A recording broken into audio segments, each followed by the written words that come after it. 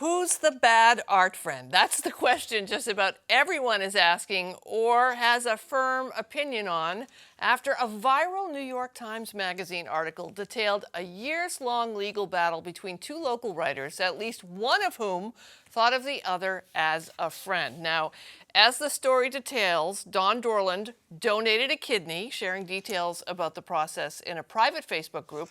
Among those in that group was Sonia Larson, who apparently did not acknowledge those social media posts. And after Dorland privately reached out to ask why, Larson wrote a successful short story about organ donation and white saviorism, which, according to Dorland, very closely echoed some of the phrases she'd written on Facebook. So Dorland accused Larson of plagiarism.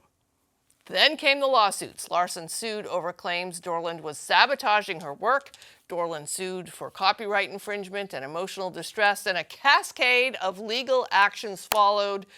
And as it all played out, thousands of pages of evidence were made public, including text, emails, and group chats that have made just about everyone rethink their entire computer history and what would happen if it were made public. So the question is, who is the bad art friend here? Joining me to discuss is someone who's no stranger to online controversy, Brianna Wu, who was the subject of the 2014 online harassment campaign known as Gamergate and is now the executive director of Rebellion PAC. And we're also joined by Kelsey Griffiths, senior telecom reporter for Law 360, who recently took a deep dive into the copyright issues in this case. Welcome to both of you. Thanks for having us. Brianna, I don't want to reopen the whole thing again, but we are. So can you just give us a quick, as painless as it can be for you, summary of what Gamergate was and what happened to you during that period? Sure. Gamergate was an online harassment campaign targeting women in the game industry, many of them right here in Boston. They went through my entire life, very similar to what's happening to both of these women right now. You found yourself controversialized, and half the internet thinks you're a good person, half the internet thinks you're a terrible person. And I can tell you, having been on one side of the bad art friend, it's not somewhere I would be for a $400 short story. Yes, I know. That's the other kind of detail of it, that the story didn't go on to make much money yet. But the other part that is fascinating to me regarding this, Brianna, is that your trauma and your story was turned into the plot line of a Law and Order episode. As we know, they often say ripped from the headlines, and I should note I'm an employee of NBC in my other job, but it was ripped from the headlines, and they didn't ask your permission to do that story, did they? And how did you feel about that? I didn't care. When I was a journalism student, you learn there's a thing called a limited purpose public figure. I was in the news, and it was their right. I think the more interesting story here is, the New York Times had every right to publish this story. I think there are some questions in the newsroom for, was it really worth the damage that they've done to these two women's lives? I look at the conversation online. I have one opinion about who is more at fault than the other, but the bottom line is both these women's lives are never going to be the same. Was it really worth it for this particular story? I know it's a lawsuit. I know it's all public, but was it really worth making them the subject of this much public fury? I think that's a very good ethical question. And we should also note, I think it's important that live donor, giving a kidney while you're alive to someone is an admirable thing to do. We all know people who have done it. I know a few people. There aren't enough kidneys out there. People need kidneys. You can do live donor and certainly be a kidney donor or an organ donor after the fact. And I think it's okay to brag about those things to raise awareness. Kelsey, I want to talk to you about the legal aspect of this. I think any of us who have been friends with writers, especially fiction writers, know that I myself once ended up in a local writer, Caroline Knapp, had a column in the Boston Phoenix called The Adventures of Alice Kay, and I was fictionalized and in that column, and I was thrilled about it because it was clearly fiction and fun. But if she went on to write a big book and it became a movie about it, I might not have been so thrilled about having donated my life. Not the same as a kidney, but donating my little story for free. What are the legal ramifications of taking someone's story, fictionalizing it, and making it your own?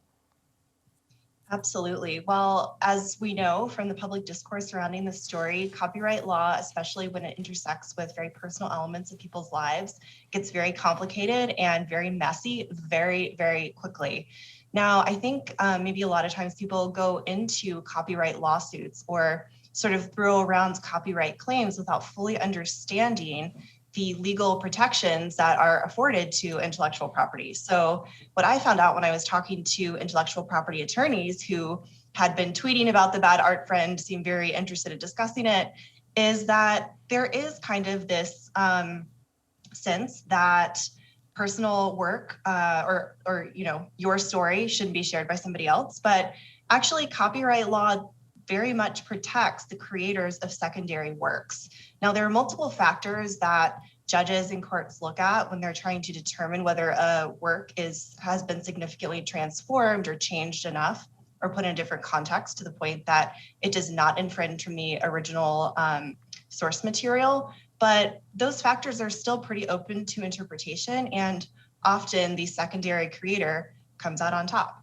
Yeah, we should note that part of what's at the basis of this is there was a Facebook post, a letter that Don Dorland posted that was, I think, safe to say, repurposed and put in Sonia Larson repurposed it and put it in her short story, which led me to think, like, if I know that letters are your property, and the content of your letters are your property, even after your death or even if you mail them to someone.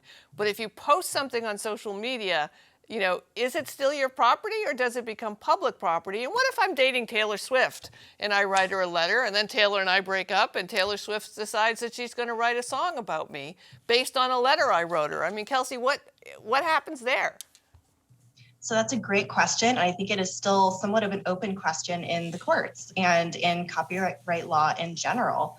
One of the things that courts look for when they're analyzing whether something has been improperly taken or not is whether this piece of material that has been lifted and put into another work actually has commercial value, or whether it is diminishing the commercial value from the original creator.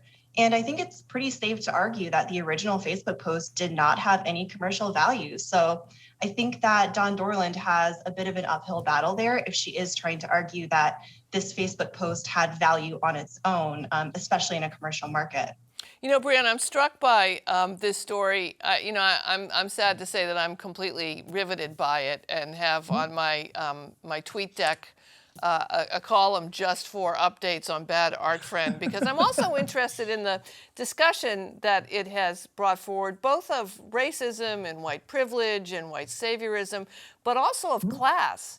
Of how someone makes their way in the world when they come from maybe a lower, more rural community and then find themselves in an elite world of writers in a major city, and how they behave and how that might be taken.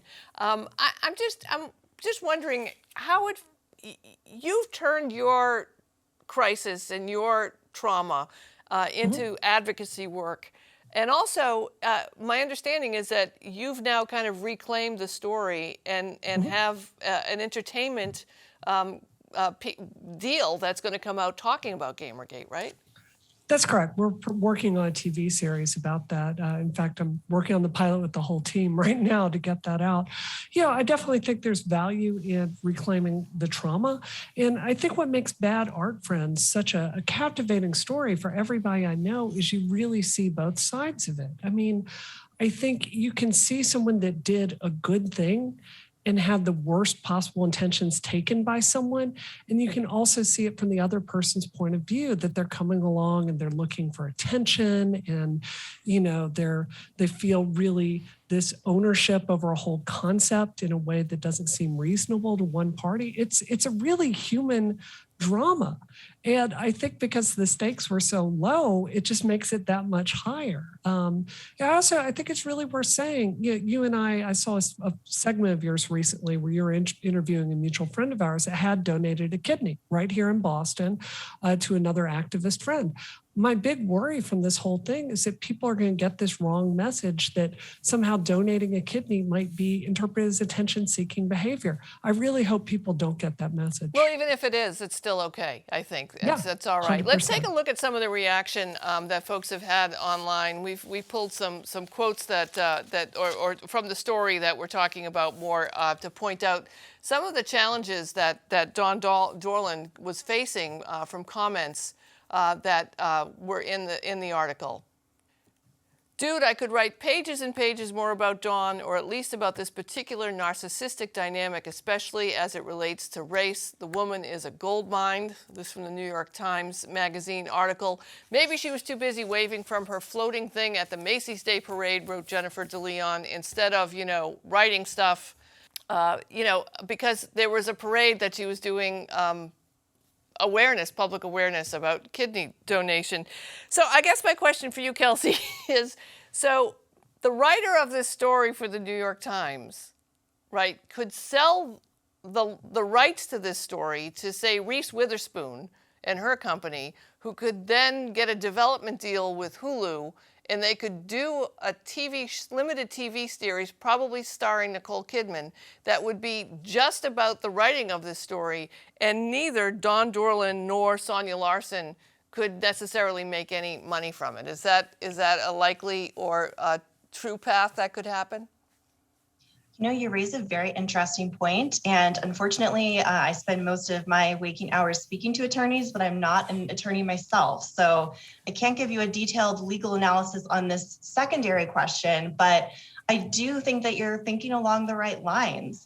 This story, the telling or the writing of Bad Art Friend, the retelling of it, could very well be viewed by courts as transformative enough, or as taking some of these elements that existed previously, putting them in a new context, giving them a new meaning, and retelling somewhat of a different story, even though you're using a lot of the same source material. So yes, I think that would definitely be a possibility. Brianna, do you have any advice for Don Dorland and Sonia Larson? Yeah, you have to get a support group. There are not that many people that have gone through this. Imagine both these women are traumatized. How could you not be? Twitter, Facebook, the entire literary world, everybody has an opinion about you. For me, I couldn't move forward in my career until I saw a very specialized trauma specialist right here in Boston. So I would say get support. You're going to come out on the other end of this a stronger person, but don't go through it alone. And Kelsey, the other issue here too is the subpoenas on people's, what I imagine they expect are personal and private text chains and chats. We should not assume that anything we ever write down anywhere is not going to be at some point in a court document, right? I think that is absolutely the correct assumption to make. And what some of the attorneys told me as well is that we often go into private Facebook groups or even private group chats thinking that these things are private, but we just have to really expand our understanding of what internet privacy means. And often it is not nearly as private as we think it is. Brianna and Kelsey, thank you so much for joining me. I appreciate your perspective on this compelling but also serious subject matter. Thanks so much. Thank you. Thank you very much.